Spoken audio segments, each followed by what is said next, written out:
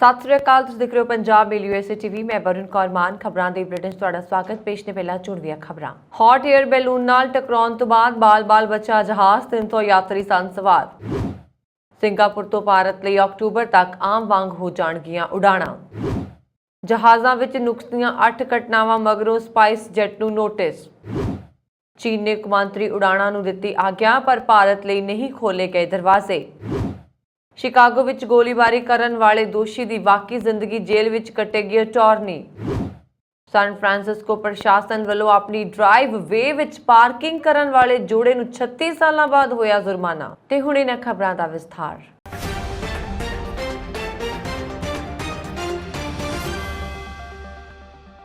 ਦੁਨੀਆ ਭਰ ਵਿੱਚ ਹਵਾਈ ਜਹਾਜ਼ ਨੂੰ ਯਾਤਰਾ ਦਾ ਸਭ ਤੋਂ ਤੇਜ਼ ਅਤੇ ਸੁਰੱਖਿਅਤ ਢੰਗ ਮੰਨਿਆ ਜਾਂਦਾ ਹੈ। ਇਸ ਦੇ ਬਾਵਜੂਦ ਕਈ ਵਾਰ ਅਜਿਹੇ ਹਾਦਸੇ ਵਾਪਰ ਜਾਂਦੇ ਨੇ ਜਿਨ੍ਹਾਂ ਦਾ ਕੋਈ ਵਿਕਲਪ ਨਹੀਂ ਹੁੰਦਾ ਜਾਂ ਨਾ ਹੀ ਕੋਈ ਕਲਪਨਾ ਕਰਦਾ ਹੈ। ਕਈ ਵਾਰ ਤਕਨੀਕੀ ਨੁਕਸ, ਕੁਦਰਤੀ ਆਫਤ ਜਾਂ ਮਨੁੱਖੀ ਗਲਤੀ ਨੂੰ ਇਹਨਾਂ ਹਾਦਸਿਆਂ ਦਾ ਕਾਰਨ ਦੱਸਿਆ ਜਾਂਦਾ ਹੈ। ਹਾਲ ਹੀ ਵਿੱਚ ਬ੍ਰਾਜ਼ੀਲ ਵਿੱਚ ਇੱਕ ਜਹਾਜ਼ ਲੈਂਡਿੰਗ ਤੋਂ ਠੀਕ ਪਹਿਲਾਂ ਆਪਣੇ ਰਸਤੇ ਵਿੱਚ ਇੱਕ ਹੌਟ 에ਅਰ ਬੈਲੂਨ ਨਾਲ ਟਕਰਾਉਣ ਤੋਂ ਬਚ ਗਿਆ। ਘਟਨਾ ਦੇ ਸਮੇਂ ਜਹਾਜ਼ ਵਿੱਚ 300 ਯਾਤਰੀ ਸਵਾਰ ਸਨ। ਕਈ ਯਾਤਰੀਆਂ ਨੇ ਜਹਾਜ਼ ਦੇ ਵਿੰਗ ਨੇੜੇ ਤੋਂ ਲੰਘਦੇ ਹੌਟ 에ਅਰ ਬੈਲੂਨ ਦੀਆਂ ਤਸਵੀਰਾਂ ਵੀ ਲਈਆਂ। ਦੱਸਿਆ ਜਾ ਰਿਹਾ ਕਿ ਇਹ ਘਟਨਾ ਬ੍ਰਾਜ਼ੀਲ ਦੇ ਸਾਓ ਪੌਲ ਸਥਿਤ ਗੁਆਡਲੋਹਸ 에ਅਰਪੋਰਟ ਦੀ ਹੈ। ਜਿਵੇਂ ਜਹਾਜ਼ ਲੈਂਡਿੰਗ ਲਈ ਰਨਵੇ ਵੱਲ ਵਧਿਆ ਤਾਂ ਅਚਾਨਕ ਇੱਕ ਹੌਟ 에ਅਰ ਬੈਲੂਨ ਉਸ ਦੇ ਰਾਹ ਵਿੱਚ ਆ ਗਿਆ। ਹਵਾ ਦੇ ਤੇਜ਼ ਝੱਖੜ ਕਾਰਨ ਇਹ ਗੁਬਾਰਾ ਆਪਣੇ ਨਿਰਧਾਰਤ ਰਸਤੇ ਤੋਂ ਭਟਕ ਕੇ ਜਹਾਜ਼ ਦੇ ਬਿਲਕੁਲ ਸਾਹਮਣੇ ਆ ਗਿਆ। ਜਿਵੇਂ ਪਾਇਲਟ ਨੇ ਗੁਬਾਰੇ ਨੂੰ ਦੇਖਿਆ, ਉਸਨੇ ਆਪਣਾ ਰਸਤਾ ਬਦਲ ਲਿਆ। ਇਸ ਦੌਰਾਨ ਜਹਾਜ਼ ਦੇ ਪੱਖੇ ਅਤੇ ਗੁਬਾਰੇ ਵਿਚਕਾਰ ਬਹੁਤ ਘੱਟ ਦੂਰੀ ਸੀ। ਜੇਕਰ ਜਹਾਜ਼ ਦਾ ਪੱਖਾ ਗੁਬਾਰੇ ਨਾਲ ਟਕਰਾ ਜਾਂਦਾ ਤਾਂ ਵੱਡਾ ਹਾਦਸਾ ਹੋ ਸਕਦਾ ਸੀ। ਸਥਾਨਕ ਮੀਡੀਆ ਨਾਲ ਗੱਲਬਾਤ ਕਰਦੇ ਹੋਏ ਜਹਾਜ਼ ਵਿੱਚ ਸਵਾਰ ਇੱਕ ਯਾਤਰੀ ਨੇ ਕਿਹਾ ਕਿ ਉਸਨੇ ਲੈਂਡਿੰਗ ਦੀ ਕੋਸ਼ਿਸ਼ ਤੋਂ ਬਾਅਦ ਜਹਾਜ਼ ਨੂੰ ਅਚਾਨਕ ਤੇਜ਼ ਮੋੜ ਲੈਂਦੇ ਮਹਿਸੂਸ ਕੀਤਾ। ਇਸ ਝਟਕੇ ਕਾਰਨ ਜਹਾਜ਼ ਵਿੱਚ ਸਵਾਰ ਯਾਤਰੀ ਡਰ ਗਏ। ਫਿਰ ਉਸਨੇ ਪੱਖੇ ਦੇ ਕੋਲ ਇੱਕ ਹੌਟ ਬੈਲੂਨ ਦੇਖਿਆ। ਫਿਰ ਉਹਨਾਂ ਨੂੰ ਪਤਾ ਲੱਗਾ ਕਿ ਜਹਾਜ਼ ਦੀ ਦਿਸ਼ਾ ਬਦਲਣ ਦੇ ਪਿੱਛੇ ਗੁਬਾਰਾ ਸੀ। ਬ੍ਰਾਜ਼ੀਲ ਐਵੀਏਸ਼ਨ ਅਥਾਰਟੀ ਨੇ ਮਾਮਲੇ ਦੀ ਉੱਚ ਪੱਧਰੀ ਜਾਂਚ ਦੇ ਹੁਕਮ ਦਿੱਤੇ ਨੇ। ਸ਼ੁਰੂਆਤੀ ਜਾਂਚ ਤੋਂ ਪਤਾ ਚੱਲਦਾ ਹੈ ਕਿ ਹੌਟ 에ਅਰ ਬੈਲੂਨ ਬਿਨਾਂ ਪਾਇਲਟ ਦੇ ਉੱਡ ਰਿਹਾ ਸੀ। ਇਹ ਮੰਨਿਆ ਜਾਂਦਾ ਹੈ ਕਿ ਹੌਟ 에ਅਰ ਬੈਲੂਨ ਦੀ ਵਰਤੋਂ ਸਥਾਨਕ ਤਿਉਹਾਰ ਦੇ ਹਿੱਸੇ ਵਜੋਂ ਕੀਤੀ ਗਈ ਸੀ। 에ਅਰਲਾਈਨ ਦੇ ਬੁਲਾਰੇ ਨੇ ਦੱਸਿਆ ਕਿ ਇਹ ਘਟਨਾ 3 ਜੁਲਾਈ ਨੂੰ ਵਾਪਰੀ ਜਦੋਂ ਜਹਾਜ਼ ਸਾਓ ਪੌਲ ਹਵਾਈ ਅੱਡੇ ਤੇ ਉਤਰਨ ਦੀ ਕੋਸ਼ਿਸ਼ ਕਰ ਰਿਹਾ ਸੀ। ਬੁਲਾਰੇ ਨੇ ਦੱਸਿਆ ਕਿ ਇਸ ਦੌਰਾਨ ਮਾਨਵ ਰਹਿਤ ਗੁਬਾਰਾ ਜਹਾਜ਼ ਦੇ ਰਸਤੇ 'ਚ ਆ ਗਿਆ। ਹਾਲਾਂਕਿ ਜਹਾਜ਼ ਸਧਾਰਨ ਤੌਰ ਤੇ ਉਤਰਿਆ ਤੇ ਸੁਰੱਖਿਆ ਹਾਸ਼ੀਏ ਨੂੰ ਹਰ ਸਮੇਂ ਬਰਕਰਾਰ ਰੱਖਿਆ ਗਿਆ। ਸਿੰਗਾਪੁਰ ਤੋਂ ਭਾਰਤ ਲਈ ਉਡਾਣਾਂ 30 ਅਕਤੂਬਰ ਤੱਕ ਕੋਰੋਨਾ ਮਹਾਮਾਰੀ ਤੋਂ ਪਹਿਲਾਂ ਵਾਂਗ ਨਿਯਮਿਤ ਹੋ ਜਾਣਗੀਆਂ। ਸਿੰਗਾਪੁਰ 에ਅਰਲਾਈਨਸ ਨੇ ਕਿਹਾ ਕਿ ਮਹਾਮਾਰੀ ਤੋਂ ਪਹਿਲਾਂ ਦੇ ਪੱਧਰ ਤੇ ਉਡਾਣਾਂ ਦੀ ਆਵਾਜਾਈ ਕੀਤੀ ਜਾਏਗੀ।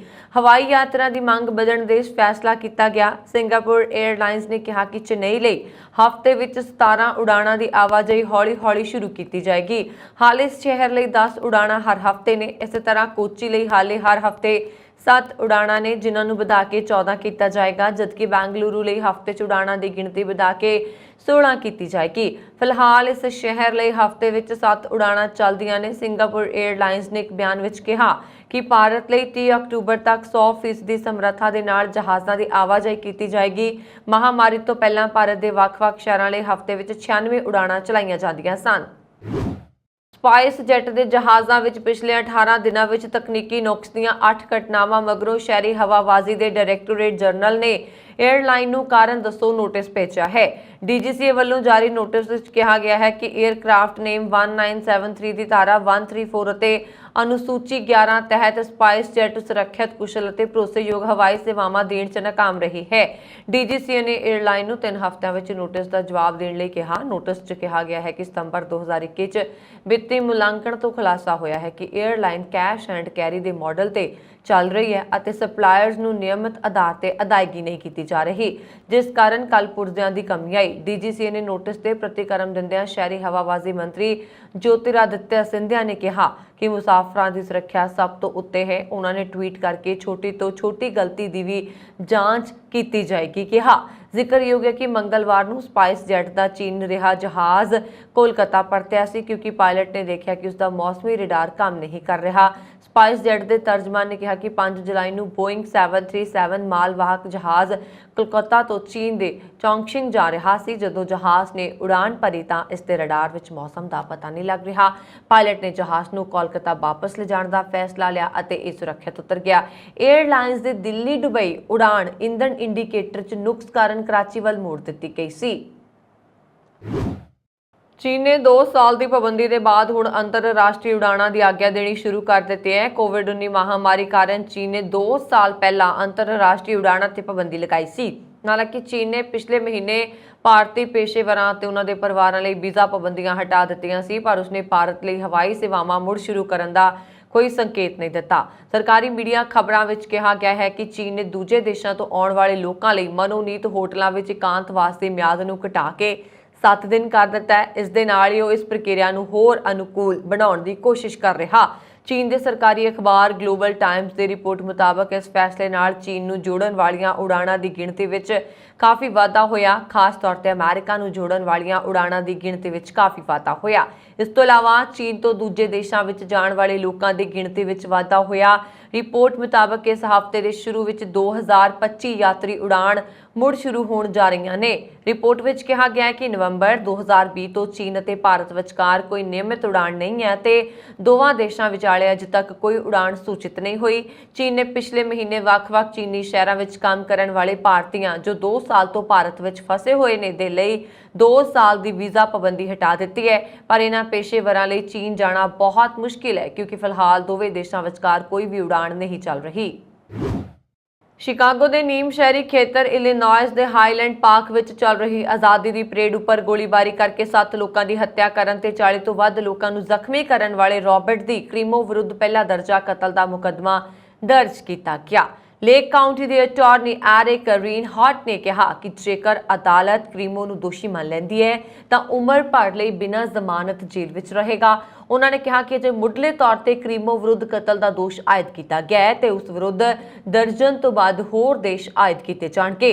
क्रीमो हाईलैंड पार्क नाल लगदी इमारत की छत तो असॉल्ट बंदूक नाल अंधाधुंध गोलीबारी करके मौके तो फरार हो गया सी, जिसनूं बाद विच गिरफ्तार कर लिया गया सी।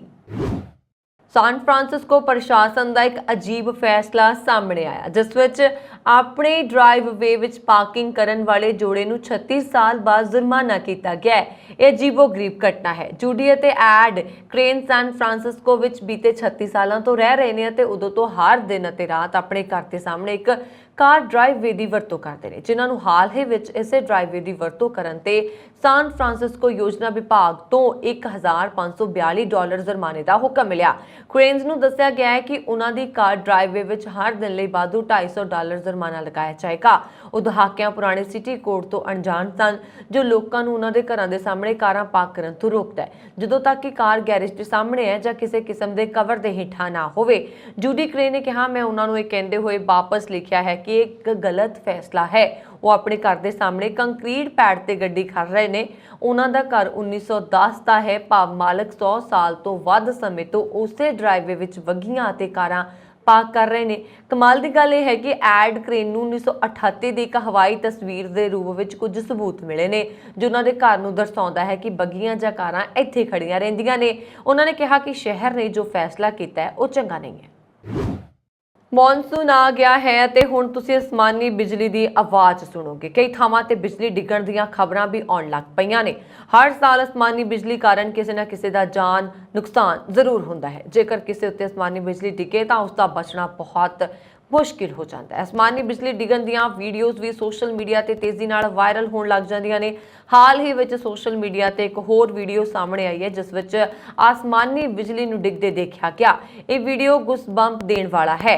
सोशल मीडिया ते वायरल हो रहे इस वीडियो विच बिजली दीयां वड्डियां लाइटां दिखाई दे रहीआं ने जिन्हां चों एक दरख्त नाल टकराउंदी है ते उसनूं साड़ दिंदी है। घटना नूं देख के लोग हैरान होकर रौला पाउंदे जां सुणे जा सकते ने। स्काई लाइटिंग की वीडियो वायरल हॉग ने ट्विटर पर शेयर की है जिस विच दस्सिया गया कि यह घटना 29 जून नूं अमेरिका के डेनवर मैसाचुसेट्स विच ਵਾਪਰੀ। ਪ੍ਰਾਪਤ ਜਾਣਕਾਰੀ ਅਨੁਸਾਰ ਵੀਡੀਓ ਸ਼ੂਟ ਕਰਨ ਵਾਲੇ ਵਿਅਕਤੀ ਨੇ ਦੱਸਿਆ ਕਿ ਉਹਨਾਂ ਦਾ ਪਰਿਵਾਰ 29 ਜੂਨ ਦੀ ਦੇਰ ਸ਼ਾਮ ਨੂੰ ਆਉਣ ਵਾਲੇ ਤੂਫਾਨ ਨੂੰ ਦੇਖ ਰਿਹਾ ਸੀ। ਉਹ ਆਦਮੀ ਤੂਫਾਨ ਨੂੰ ਰਿਕਾਰਡ ਕਰ ਰਿਹਾ ਸੀ ਅਤੇ ਕਦੇ ਵੀ ਨਾਟਕੀ ਰਿਕਾਰਡ ਕਰਨ ਦੀ ਉਮੀਦ ਨਹੀਂ ਕੀਤੀ ਸੀ। ਉਹਨਾਂ ਨੇ ਅੱਗੇ ਕਿਹਾ ਕਿ ਬਿਜਲੀ ਦੀ ਚਮਕ 500 ਫੁੱਟ ਦੂਰ ਇੱਕ ਦਰਖਤ ਤੋਂ ਲੰਘਦੇ ਸਮੇਂ ਟਕਰਾ ਗਈ ਅਤੇ ਅੱਗ ਲੱਗ ਗਈ। ਸ਼ੇਅਰ ਕੀਤੇ ਜਾਣ ਤੋਂ ਬਾਅਦ ਇਸ ਵੀਡੀਓ ਨੂੰ ਹੁਣ ਤੱਕ 20,000 ਤੋਂ ਵੱਧ ਲਾਈਕਸ ਮਿਲ ਚੁੱਕੇ ਨੇ। ਇਹ ਵੀਡੀਓ ਸੋਸ਼ਲ ਮੀਡੀਆ ਤੇ ਵਾਇਰਲ ਹੋ ਗਿਆ। ਅਮਰੀਕੀ ਸੰਸਦ ਵਿੱਚ ਭਾਰਤ ਦੇ ਮਨੁੱਖੀ ਅਧਿਕਾਰ ਕਾਰਕੁਨ ਫਾਦਰ ਸਟੈਨ ਸਵਾਮੀ ਨੂੰ ਯਾਦ ਕਰਦਿਆਂ ਉਹਨਾਂ ਦੀ ਮੌਤ ਦੀ ਆਜ਼ਾਦਾਨਾ ਢੰਗ ਨਾਲ ਜਾਂਚ ਦੀ ਮੰਗ ਬਾਰੇ ਇੱਕ ਮਤਾ ਪੇਸ਼ ਕੀਤਾ ਗਿਆ। ਕਾਂਗਰਸ ਮੈਂਬਰ ਜੋਹਨ ਵੌਗਸ ਨੇ ਇਹ ਜਾਣਕਾਰੀ ਦਿੱਤੀ। ਅਮਰੀਕਾ ਦੇ ਕੈਲੀਫੋਰਨੀਆ ਰਾਜ ਦੇ ਪ੍ਰਤੀਨਿਧੀ ਵੌਗਸ ਨੇ ਦੱਸਿਆ ਕਿ ਉਹਨਾਂ ਸਵਾਮੀ ਦੀ ਯਾਦ ਦੇ ਉਹਨਾਂ ਦੀ ਮੌਤ ਦੀ ਆਜ਼ਾਦਾਨਾ ਜਾਂਚ ਦੀ ਮੰਗ ਕਰਦਿਆਂ ਕਾਂਗਰਸ ਵਿੱਚ ਇੱਕ ਮਤਾ ਪੇਸ਼ ਕੀਤਾ ਹੈ। ਇਸ ਮਤੇ ਨੂੰ ਕਾਂਗਰਸ ਦੇ ਪ੍ਰਤੀਨਿਧੀਆਂ ਆਂਦਰੇ ਕਾਰਸਨ ਅਤੇ ਜੇਮਸ ਮੈਕਵਰਨ ਨੇ ਸਮਰਥਨ ਦਿੱਤਾ। ਇਸ ਮਤੇ ਨੂੰ ਅਮਰੀਕਾ ਦੀ ਪ੍ਰਤੀਨਿਧੀ ਸਭਾ ਵਿੱਚ ਸਵਾਮੀ ਦੀ ਪੁਲਿਸ ਹਿਰਾਸਤ ਵਿੱਚ ਮੌਤ ਦੀ ਪਹਿਲੀ ਬਰਸੀ ਮੌਕੇ ਪੇਸ਼ ਕੀਤਾ ਗਿਆ। ਵੌਗਸ ਨੇ ਕਿਹਾ, ਮੈਂ ਹਿਰਾਸਤ ਵਿੱਚ ਫਾਦਰ ਸਟੈਨ ਸਵਾਮੀ ਨਾਲ ਹੋਏ ਮਾੜੇ ਵਿਹਾਰ ਤੋਂ ਦੁਖੀ ਹਾਂ। ਮਨੁੱਖੀ ਅਧਿਕਾਰਾਂ ਲਈ ਲੜਨ ਵਾਲੇ ਕਿਸੇ ਵਿਅਕਤੀ ਨੂੰ ਅਜਿਹੀ ਹਿੰਸਾ ਤੇ ਮਾੜੇ ਵਿਹਾਰ ਦਾ ਸਾਹਮਣਾ ਨਾ ਕਰਨਾ ਪਏ। ਦੱਸਣਯੋਗ ਹੈ ਕਿ ਸਵਾਮੀ ਦਾ 5 ਜੁਲਾਈ 2021 ਨੂੰ ਬੰਬਈ ਦੇ ਹਸਪਤਾਲ ਵਿੱਚ ਦੇਹਾਂਤ ਹੋ ਗਿਆ ਸੀ। ਉਹਨਾਂ ਨੂੰ ਇੱਕ ਦਿਨ ਪਹਿਲਾਂ ਦਿਲ ਦਾ ਦੌਰਾ ਪਿਆ ਸੀ ਤੇ ਵੈਂਟੀਲੇਟਰ ਉੱਤੇ ਰੱਖਿਆ ਗਿਆ ਸੀ। ਸਵਾਮੀ ਨੂੰ ਪਿਛਲੇ ਸਾਲ 29 ਮਈ ਨੂੰ ਹਸਪਤਾਲ ਦਾਖਲ ਕਰਵਾਇਆ ਗਿਆ ਸੀ। ਸ਼੍ਰੋਮਣੀ ਗੁਰਦੁਆਰਾ ਪ੍ਰਬੰਧਕ ਕਮੇਟੀ ਨੇ ਵਾਤਾਵਰਣ ਦੀ ਸੁਰੱਖਿਆ ਲਈ ਵੱਡਾ ਫੈਸਲਾ ਲੈਂਦਿਆਂ ਜੰਗਲ ਬਸਾਉਣ ਦੀ ਗੱਲ ਕਹੀ ਹੈ। ਸ਼੍ਰੋਮਣੀ ਕਮੇਟੀ ਨੇ ਫੈਸਲਾ ਮੱਤੇਵਾੜੇ ਦੇ ਜੰਗਲਾਂ ਨੂੰ ਕੱਟ ਕੇ ਉਦਯੋਗ ਸਥਾਪਿਤ ਕਰਨ ਦੇ ਫੈਸਲੇ ਦੇ ਮੱਦੇਨਜ਼ਰ ਲਿਆ। ਉਹਨਾਂ ਦਾ ਕਹਿਣਾ ਹੈ ਕਿ ਇਸ ਜੰਗਲ ਦੀ ਇੱਕ ਇਤਿਹਾਸਕ ਮਾਨਤਾ ਹੈ। ਇਸ ਦੇ ਬਾਵਜੂਦ ਸਰਕਾਰ ਨੇ ਵਾਤਾਵਰਣ ਨੂੰ ਦਰਕਿਨਾਰ ਕਰਦਿਆਂ ਦਰਖਤਾਂ ਦੀ ਕਟਾਈ ਕਰਕੇ ਉਦਯੋਗ ਲਗਾਉਣ ਦੀ ਗੱਲ ਕੀਤੀ ਹੈ। ਸ਼੍ਰੋਮਣੀ ਕਮੇਟੀ ਦੇ ਪ੍ਰਧਾਨ ਐਡਵੋਕੇਟ ਹਰਜਿੰਦਰ ਸਿੰਘ ਧਾਮੀ ਨੇ ਮੱਤੇਵਾੜਾ ਦੇ ਜੰਗਲਾਂ ਦੀ ਕਟਾਈ ਦੀ ਨਿਖੇਧੀ ਕੀਤੀ ਹੈ। ਉਹਨਾਂ ਦਾ ਕਹਿਣਾ ਹੈ ਕਿ ਇੱਕ ਪਾਸੇ ਸਰਕਾਰਾਂ ਵਾਤਾਵਰਣ ਨੂੰ ਬਚਾਉਣ ਦੀਆਂ ਗੱਲਾਂ ਕਰ ਰਹੀਆਂ ਨੇ, ਦੂਜੇ ਪਾਸੇ ਜੰਗਲ ਕੱਟਣ ਦੀਆਂ ਤਿਆਰੀਆਂ ਕੀਤੀਆਂ ਜਾ ਰਹੀਆਂ ਨੇ। ਜੇਕਰ ਜੰਗਲਾਂ ਨੂੰ ਕੱਟ ਦਿੱਤਾ ਗਿਆ ਤਾਂ ਇਹ ਮਨੁੱਖਤਾ ਦਾ ਕਤਲ ਹੋਏਗਾ। ਇਸ ਲਈ ਵਾਤਾਵਰਣ ਪ੍ਰਤੀ ਆਪਣਾ ਫਰਜ਼ ਨਿਭਾਉਂਦੇ ਹੋਏ ਸ਼੍ਰੋਮਣੀ ਕਮੇਟੀ ਆਪਣੇ ਗੁਰਦੁਆਰਾ ਸਾਹਿਬ ਦੇ ਆਲੇ ਦੁਆਲੇ 1-1 ਏਕੜ ਜ਼ਮੀਨ ਤੇ ਜੰਗਲ ਵਸਾਏਗੀ। ਇਹ ਵਾਤਾਵਰਣ ਨੂੰ ਬਚਾਉਣ ਦਾ ਇੱਕ ਉਪਰਾਲਾ ਹੈ। ਪਾਕਿਸਤਾਨ ਦੇ ਬਲੋਚਿਸਤਾਨ ਸੂਬੇ ਵਿੱਚ ਬੁੱਧਵਾਰ ਨੂੰ ਮੌਸਮੀ ਮੌਨਸੂਨ ਮੀਂਹ ਕਾਰਨ ਆਏ ਹੜ੍ਹਾਂ ਕਾਰਨ ਇੱਕ ਹੀ ਪਰਿਵਾਰ ਦੀਆਂ 6 ਔਰਤਾਂ ਸਮੇਤ ਘੱਟੋ-ਘੱਟ 25 ਲੋਕਾਂ ਦੀ ਮੌਤ ਹੋ ਗਈ ਹੈ, ਜਿਸ ਕਾਰਨ ਅਧਿਕਾਰੀਆਂ ਨੇ ਕੁਇਟਾ ਜ਼ਿਲ੍ਹੇ ਵਿੱਚ ਐਮਰਜੈਂਸੀ ਦਾ ਐਲਾਨ ਕਰ ਦਿੱਤਾ। ਸੂਬਾਈ ਆਫਤ ਪ੍ਰਬੰਧਨ ਅਥਾਰਟੀ ਦੇ ਹਵਾਲੇ ਨਾਲ ਇੱਕ ਮੀਡੀਆ ਰਿਪੋਰਟ ਵਿੱਚ ਇਹ ਜਾਣਕਾਰੀ ਦਿੱਤੀ ਗਈ। ਸਮਾਚਾਰ ਏਜੰਸੀ ਸ਼ਿਨਵਾ ਨੇ ਦੱਸਿਆ ਕਿ ਬਲੋਚਿਸਤਾਨ ਦੇ ਵੱਖ-ਵੱਖ ਜ਼ਿਲ੍ਹਿਆਂ ਵਿੱਚ ਸੋਮਵਾਰ ਨੂੰ ਤੇਜ਼ ਹਵਾਵਾਂ ਦੇ ਨਾਲ ਭਾਰੀ ਮੀਂਹ ਸ਼ੁਰੂ ਹੋਇਆ, ਜਿਸ ਕਾਰਨ ਕਈ ਹਾਦਸੇ ਹੋਏ। ਸੂਬਾਈ ਆਫਤ ਪ੍ਰਬੰਧਨ ਅਥਾਰਟੀ ਦੇ ਡਾਇਰੈਕਟਰ ਜਨਰਲ ਨਸੀਰ ਅਹਿਮਦ ਨਾਸਰ ਨੇ ਕਿਹਾ ਕਿ ਸਾਰੀਆਂ ਮੌਤਾਂ ਬਲੋਚਿਸਤਾਨ ਦੇ ਵੱਖ-ਵੱਖ ਹਿੱਸਿਆਂ ਵਿੱਚ ਮੀਂਹ ਨਾਲ ਹੋਈਆਂ ਨੇ। ਉਹਨਾਂ ਨੇ ਕਿਹਾ ਕਿ ਸਾਡੇ ਕੋਲ ਭਾਰੀ ਮੀਂਹ ਵਿੱਚ ਲੋਕਾਂ ਦੇ ਜ਼ਖਮੀ ਹੋਣ ਦੀਆਂ ਕਈ ਘਟਨਾਵਾਂ ਦਰਜ ਹੋਈਆਂ।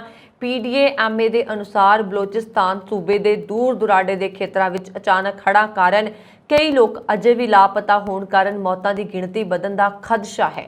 ਨਾਸਰ ਨੇ ਕਿਹਾ ਕਿ ਕੁਇਟਾ ਜ਼ਿਲ੍ਹੇ ਵਿੱਚ 300 ਜ਼ਿਆਦਾ ਕੱਚੀਆਂ ਕੰਧਾਂ ਨਾਲ ਬਣੇ ਮਕਾਨਾਂ ਨੂੰ ਨੁਕਸਾਨ ਪਹੁੰਚਿਆ ਤੇ ਲਗਭਗ 2000 ਜਾਨਵਰ ਮਾਰੇ ਗਏ। ਮਰਨ ਵਾਲਿਆਂ ਵਿੱਚ ਕੁਇਟਾ ਵਿੱਚੋਂ ਇੱਕੋ ਪਰਿਵਾਰ ਦੀਆਂ 6 ਔਰਤਾਂ ਵੀ ਸ਼ਾਮਲ ਨੇ।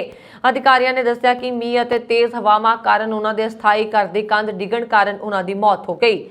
ਡੌਨ ਅਖਬਾਰ ਦੀ ਰਿਪੋਰਟ ਵਿੱਚ ਕਿਹਾ ਗਿਆ ਹੈ ਕਿ ਪਰਿਵਾਰਕ ਮੈਂਬਰਾਂ ਦੇ ਅਨੁਸਾਰ 2 ਔਰਤਾਂ ਨੇ ਜ਼ਖਮਾਂ ਦੀ ਤਾਬ ਨਾਲ ਚੱਲਦਿਆਂ ਦਮ ਤੋੜ ਦਿੱਤਾ ਕਿਉਂਕਿ ਉਹਨਾਂ ਨੂੰ ਹਸਪਤਾਲ ਲਿਜਾਣ ਦਾ ਕੋਈ ਪ੍ਰਬੰਧ ਨਹੀਂ ਸੀ। ਕੁਇਟਾ ਦੇ ਬਾਹਰਵਾਰ ਮਕਾਨਾਂ ਦੇ ਢਹਿ ਜਾਣ ਕਾਰਨ 3 ਔਰਤਾਂ ਤੇ 4 ਬੱਚਿਆਂ ਦੀ ਮੌਤ ਹੋਈ ਹੈ। ਬਲੋਚਿਸਤਾਨ ਸਰਕਾਰ ਨੇ ਕੁਇਟਾ ਜ਼ਿਲ੍ਹੇ ਵਿੱਚ ਐਮਰਜੈਂਸੀ ਦਾ ਐਲਾਨ ਕਰ ਦਿੱਤਾ ਹੈ। ਬਲੋਚਿਸਤਾਨ ਸੂਬੇ ਦੇ ਕਈ ਜ਼ਿਲ੍ਹਿਆਂ ਵਿੱਚ ਪਿਛਲੇ 24 ਘੰਟਿਆਂ ਦੌਰਾਨ ਤੇਜ਼ ਹਵਾਵਾਂ ਦੇ ਨਾਲ ਭਾਰੀ ਮੀਂਹ ਪਿਆ। ਉਹਨਾਂ ਨੇ ਕਿਹਾ ਕਿ ਭਾਰੀ ਮੀਂਹ ਕਾਰਨ ਵੱਡੇ ਨਾਲਿਆਂ ਵਿੱਚ ਅਚਾਨਕ ਹੜ੍ਹ ਆ ਗਏ ਨੇ ਅਤੇ ਕਈ ਨੀਵੇਂ ਇਲਾਕੇ ਪਾਣੀ ਨਾਲ ਭਰ ਗਏ ਨੇ। ਅਧਿਕਾਰੀਆਂ ਨੇ ਦੱਸਿਆ ਕਿ ਭੌਜਾ ਮੰਡੀ ਖੇਤਰ ਵਿੱਚ ਮੰਗਲਵਾਰ ਰਾਤ ਨੂੰ ਡੂੰਘੇ ਤਲਾਬ ਵਿੱਚ ਡੁੱਬਣ ਕਾਰਨ ਕੁਇਟਾ ਵਿੱਚ 2 ਕੁੜੀਆਂ ਦੀਆਂ ਵੀ ਲਾਸ਼ਾਂ ਮਿਲੀਆਂ ਨੇ।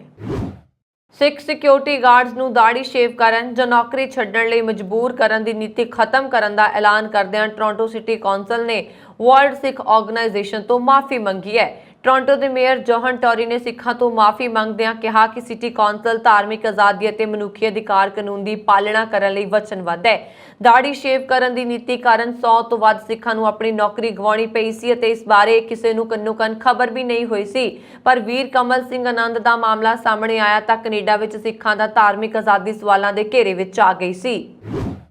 ਇੱਕ ਹੈਰਾਨਕੁਨ ਘਟਨਾਕ੍ਰਮ ਤਹਿਤ ਬਰੈਂਪਟਨ ਦੇ mayor Patrick brown conservative party ਦੀ ਲੀਡਰਸ਼ਿਪ ਦੌੜ ਵਿੱਚੋਂ ਬਾਹਰ ਕਰ ਦਿੱਤੇ ਗਏ।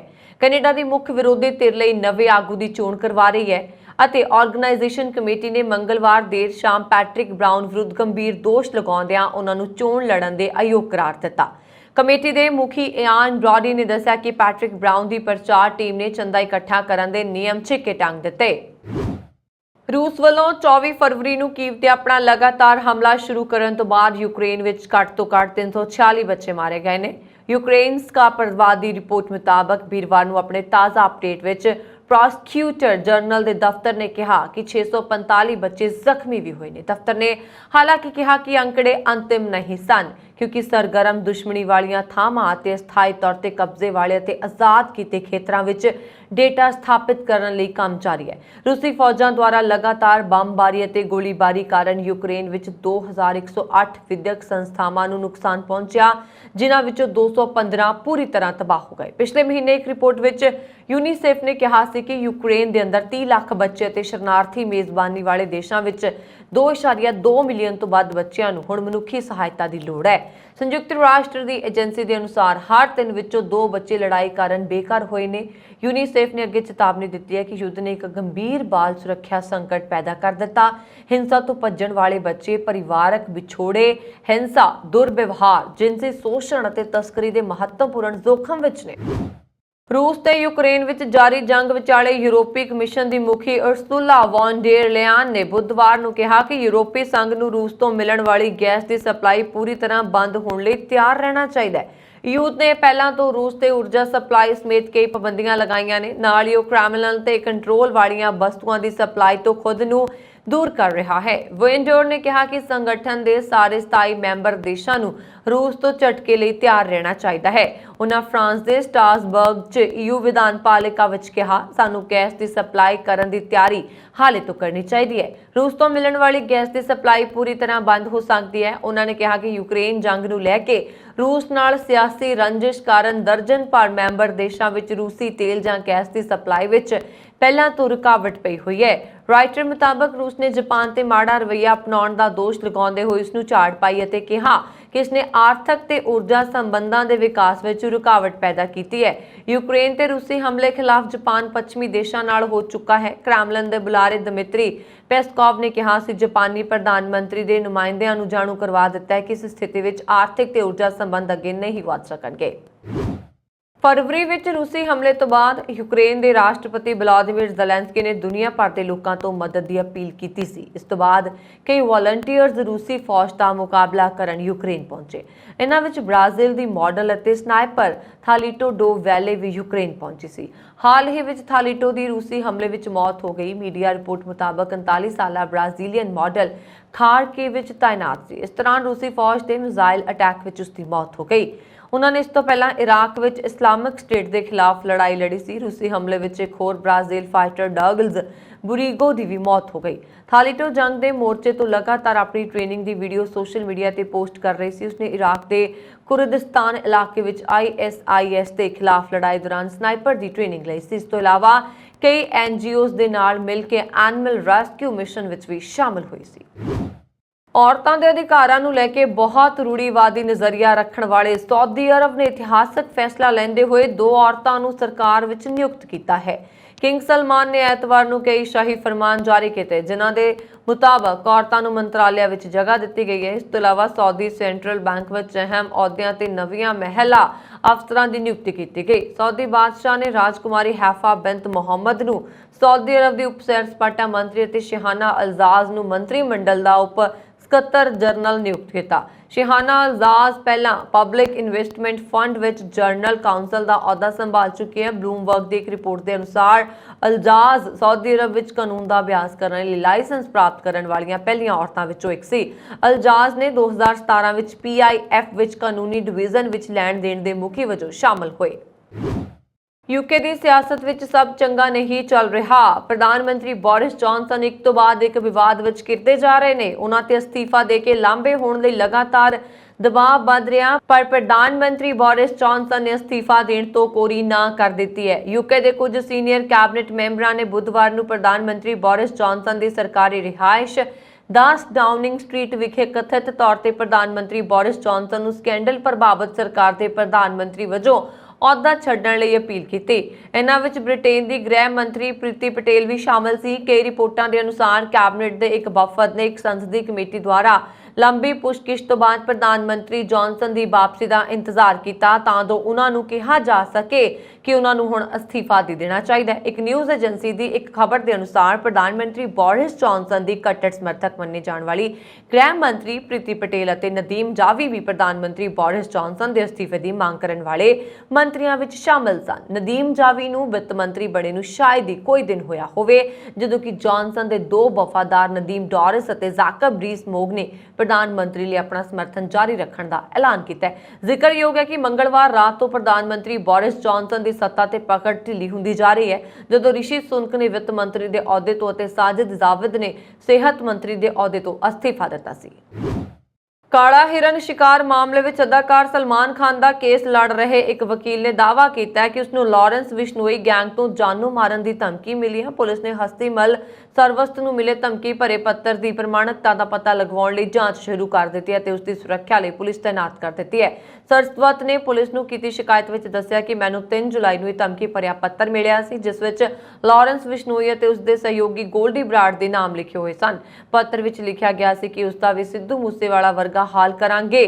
ਦੁਸ਼ਮਣ ਦਾ ਦੋਸਤ ਉਹਨਾਂ ਦਾ ਪਹਿਲਾ ਦੁਸ਼ਮਣ ਹੁੰਦਾ ਹੈ। ਇਸ ਸੰਬੰਧ ਵਿੱਚ ਪੁਲਿਸ ਵੱਲੋਂ ਮਾਮਲਾ ਦਰਜ ਕਰ ਲਿਆ ਗਿਆ ਹੈ। ਭਾਰਤੀ ਤੱਟ ਰੱਖਿਅਕ ਨੇ ਬੁੱਧਵਾਰ ਨੂੰ ਗੁਜਰਾਤ ਦੇ ਪੋਰਬੰਦਰ ਤੱਟ ਤੋਂ 185 ਕਿਲੋਮੀਟਰ ਦੂਰ ਅਰਬ ਸਾਗਰ ਵਿੱਚ ਇੱਕ ਸੰਕਟਗ੍ਰਸਤ ਜਹਾਜ਼ ਵਿੱਚ ਚਾਲਕ ਦਲ ਦੇ 22 ਜਣਿਆਂ ਨੂੰ ਬਚਾਇਆ।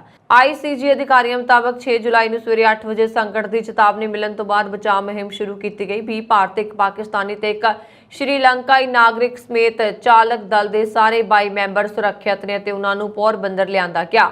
ਜਾਣਕਾਰੀ ਮੁਤਾਬਕ ICG ਨੂੰ ਸਵੇਰੇ 8:20 ਦੇ ਕਰੀਬ ਮਰਚੈਂਟ ਵੈਸਲ ਗਲੋਬਲ ਕਿੰਗ 1 ਤੇ ਬੇਕਾਬੂ ਹੜ੍ਹ ਆਉਣ ਦੀ ਚੇਤਾਵਨੀ ਮਿਲੀ। ਇਹ ਜਹਾਜ਼ ਕਥਿਤ ਤੌਰ ਤੇ ਪੋਰਬੰਦਰ ਤੱਟ ਤੋਂ 185 ਕਿਲੋਮੀਟਰ ਦੂਰ ਸੀ। ICG ਨੇ ਤੁਰੰਤ ਜਵਾਬ ਦਿੱਤਾ ਤੇ ਸਾਰੇ ਹਿੱਸੇਦਾਰਾਂ ਨੂੰ ਸੁਚੇਤ ਕੀਤਾ।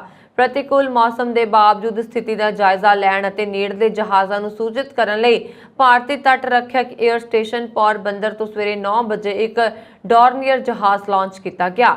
ਡੋਰਨੀਅਰ ਦੇ ਉਸ ਖੇਤਰ ਤੇ ਪਹੁੰਚਣ ਤੇ ਚਾਲਕ ਦਲ ਲਈ ਇੱਕ ਲਾਈਫ ਬੇੜਾ ਸੁੱਟਿਆ ਗਿਆ ਸੀ। ਸਮੁੰਦਰ ਵਿੱਚ ਪਹਿਲਾਂ ਹੀ ICGS ਸ਼ੁਰੂ CG UPB ਨੂੰ ਤੁਰੰਤ ਖੇਤਰ ਵਿੱਚ ਪਹੁੰਚਣ ਦੇ ਨਿਰਦੇਸ਼ ਦਿੱਤੇ ਗਏ ਸਨ। ਇੰਡੀਗੋ ਦੀ ਰਾਏਪੁਰ ਇੰਦੌਰ ਉਡਾਣ ਦੇ ਚਾਲਕ ਦਲ ਦੇ ਮੈਂਬਰਾਂ ਨੇ ਮੰਗਲਵਾਰ ਨੂੰ ਜਹਾਜ਼ ਦੇ ਮੰਜ਼ਿਲ ਤੇ ਉਤਰਨ ਤੋਂ ਬਾਅਦ ਕੈਬਿਨ ਵਿੱਚ ਧੂਆਂ ਦੇਖਿਆ। ਇਹ ਜਾਣਕਾਰੀ ਸ਼ਹਿਰੀ ਹਵਾਬਾਜ਼ੀ ਡਾਇਰੈਕਟੋਰੇਟ ਦੇ ਅਧਿਕਾਰੀਆਂ ਨੇ ਬੁੱਧਵਾਰ ਨੂੰ ਦਿੱਤੀ। ਅਧਿਕਾਰੀਆਂ ਨੇ ਦੱਸਿਆ ਕਿ ਸਾਰੇ ਯਾਤਰੀ ਜਹਾਜ਼ ਤੋਂ ਸੁਰੱਖਿਅਤ ਉਤਾਰ ਲਏ ਗਏ। ਅਧਿਕਾਰੀਆਂ ਨੇ ਕਿਹਾ ਕਿ directorate general of civil aviation ਘਟਨਾ ਦੀ ਜਾਂਚ ਕਰ ਰਿਹਾ ਹੈ। ਅਧਿਕਾਰੀਆਂ ਨੇ ਕਿਹਾ ਕਿ A320 ਜਹਾਜ਼ ਦੇ ਉਤਰਨ ਤੋਂ ਬਾਅਦ ਜਹਾਜ਼ ਦੇ ਚਾਲਕ ਦੇ ਮੈਂਬਰਾਂ ਨੇ ਕੈਬਨ ਵਿੱਚ ਧੂਆਂ ਦੇਖਿਆ। ਪਿਛਲੇ 18 ਦਿਨਾਂ 'ਚ ਸਪਾਈਸ ਜੈਟ ਦੇ ਜਹਾਜ਼ਾਂ ਵਿੱਚ ਤਕਨੀਕੀ ਖਰਾਬੀ ਦੀਆਂ 8 ਘਟਨਾਵਾਂ ਤੋਂ ਬਾਅਦ ਜਹਾਜ਼ ਰੈਗੂਲੇਟਰੀ DGCA ਨੂੰ ਬੁੱਧਵਾਰ ਸਪਾਈਸ ਜੈਟ ਨੂੰ ਕਾਰਨ ਦੱਸੋ ਨੋਟਿਸ ਵੀ ਜਾਰੀ ਕੀਤਾ। ਕੇਂਦਰੀ ਸਿਹਤ ਮੰਤਰਾਲੇ ਨੇ ਕੋਵਿਡ ਵੈਕਸੀਨ ਦੀ ਦੂਜੀ ਡੋਜ਼ ਤੇ ਸਾਵਧਾਨੀ ਡੋਜ਼ ਵਿੱਚ ਵਕਫੇ ਨੂੰ 9 ਮਹੀਨੇ ਤੋਂ ਘਟਾ ਕੇ 6 ਮਹੀਨੇ ਕਰ ਦਿੱਤਾ। ਨਵੀਂ ਵਿਵਸਥਾ ਨੂੰ ਲਾਗੂ ਕਰਨ ਲਈ ਕੋਵਿਡ ਪ੍ਰਣਾਲੀ ਵਿੱਚ ਕੁਝ ਬਦਲਾਅ ਕੀਤੇ ਗਏ। ਕੇਂਦਰੀ ਸਿਹਤ ਸਕੱਤਰ ਰਾਜੇਸ਼ ਭੂਸ਼ਣ ਨੇ ਸੂਬਿਆਂ ਤੇ ਕੇਂਦਰ ਸ਼ਾਸਿਤ ਪ੍ਰਦੇਸ਼ਾਂ ਨੂੰ ਪੱਤਰ ਲਿਖ ਕੇ ਕਿਹਾ ਕਿ ਸੋਧ ਟੀਕਾਕਰਨ ਤੇ ਰਾਸ਼ਟਰੀ ਤਕਨੀਕੀ ਸਲਾਹਕਾਰ ਸਮੂਹ ਦੀ ਸਥਾਈ ਤਕਨੀਕੀ ਉਪਸੰਪਤੀ ਦੀ ਸਿਫਾਰਿਸ਼ ਦੇ ਬਾਅਦ ਕੀਤਾ ਗਿਆ। ਟੀਕਾਕਰਨ ਤੇ ਰਾਸ਼ਟਰੀ ਤਕਨੀਕੀ ਸਲਾਹਕਾਰ ਸਮੂਹ ਨੇ ਵੀ ਇਸ ਸਿਫਾਰਿਸ਼ ਤੇ ਮੋਹਰ ਲਗਾਈ ਜਿਸ ਦੇ ਬਾਅਦ ਕੇਂਦਰੀ ਸਿਹਤ ਮੰਤਰਾਲਾ ਨੇ ਫੈਸਲਾ ਲਿਆ। ਹੁਣ ਨਵੇਂ ਹੁਕਮ ਤਹਿਤ ਕੋਵਿਡ ਰੋਕੂ ਵੈਕਸੀਨ ਦੀ ਦੂਜੀ ਤੇ ਇਹਤਿਆਤੀ ਖੁਰਾਕ ਵਿੱਚ ਅੰਤਰ ਨੂੰ ਮੌਜੂਦਾ 9 ਮਹੀਨੇ ਤੋਂ ਘਟਾ ਕੇ 6 ਮਹੀਨੇ ਕਰ ਦਿੱਤਾ ਗਿਆ। ਹੁਣ ਫੈਸਲਾ ਲਿਆ ਗਿਆ ਹੈ ਕਿ ਨਿੱਜੀ ਕੋਵਿਡ ਟੀਕਾਕਰਨ ਕੇਂਦਰਾਂ ਵਿੱਚ ਦੂਜੀ ਖੁਰਾਕ ਦੀ ਤਾਰੀਖ ਤੋਂ 6 ਮਹੀਨੇ ਜਾਂ 26 ਹਫ਼ਤੇ ਪੂਰੇ ਹੋਣ ਦੇ ਬਾਅਦ 18 ਤੋਂ 59 ਸਾਲ ਦੇ ਸਾਰੇ ਲਾਭਪਾਤਰੀਆਂ ਨੂੰ ਇਹਤਿਆਤੀ ਖੁਰਾਕ ਦਿੱਤੀ ਜਾਏਗੀ। ਸਿਹਤ ਮੰਤਰਾਲੇ ਦਾ ਕਹਿਣਾ ਹੈ ਕਿ 60 ਸਾਲ ਅਤੇ ਉਸ ਤੋਂ ਬਾਅਦ ਉਮਰ ਦੇ ਲਾਭਪਾਤਰੀਆਂ ਨਾਲ ਸਿਹਤ ਦੇਖਭਾਲ ਮੁਲਾਜ਼ਮ ਤੇ ਫਰੰਟ ਲਾਈਨ ਵਰਕਰਾਂ ਲਈ ਸਰਕਾਰੀ ਟੀਕਾਕਰਨ ਕੇਂਦਰਾਂ ਵਿੱਚ ਦੂਜੀ ਖੁਰਾਕ ਦੀ ਤਾਰੀਖ ਤੋਂ 6 ਮਹੀਨੇ ਬਾਅਦ ਇਹਤਿਆਤੀ ਖੁਰਾਕ ਫ੍ਰੀ ਦਿੱਤੀ ਜਾਏਗੀ। ਨਵੀਂ ਵਿਵਸਥਾ ਨੂੰ ਸੁਵਿਧਾਜਨਕ ਬਣਾਉਣ ਲਈ ਟੀਕਾਕਰਨ ਕੋਵਿਨ ਪ੍ਰਣਾਲੀ ਵਿੱਚ ਬਦਲਾਅ ਕੀਤੇ ਗਏ ਨੇ।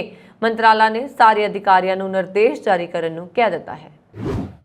ਪੰਜਾਬ ਦੇ ਜਲੰਧਰ ਵਿੱਚ ਪੁਲਿਸ ਨੇ ਵਿਦੇਸ਼ ਭੇਜਣ ਦੇ ਨਾਮ ਤੇ ਠੱਗੀ ਕਰਨ ਵਾਲੇ ਏਜੰਟਾਂ ਤੇ ਸ਼ਿਕੰਜਾ ਕੱਸ ਦਿੱਤਾ ਹੈ। ਪੁਲਿਸ ਨੇ ਛਾਪੇਮਾਰੀ ਕਰਕੇ 4 ट्रैवल एजेंटां ਨੂੰ ਕਾਬੂ ਕੀਤਾ। ਇਹਨਾਂ ਚਾਰਾਂ ਤੇ ਠੱਗੀ ਦੇ ਕਈ ਮਾਮਲੇ ਦਰਜ ਨੇ। ਸਾਰੇ ट्रैवल एजेंट ਲੁਧਿਆਣਾ ਦੇ ਰਹਿਣ ਵਾਲੇ ਨੇ। ਇਹ ਸਾਰੇ ਜਲੰਧਰ ਵਿੱਚ ਠੱਗੀ ਦੀਆਂ ਦੁਕਾਨਾਂ ਖੋਲ ਕੇ ਲੋਕਾਂ ਨਾਲ ਧੋਖਾ ਕਰਕੇ ਉਹਨਾਂ ਦੇ ਖੂਨ ਪਸੀਨੇ ਦੀ ਕਮਾਈ ਨੂੰ ਹੜਪ ਰਹੇ ਨੇ।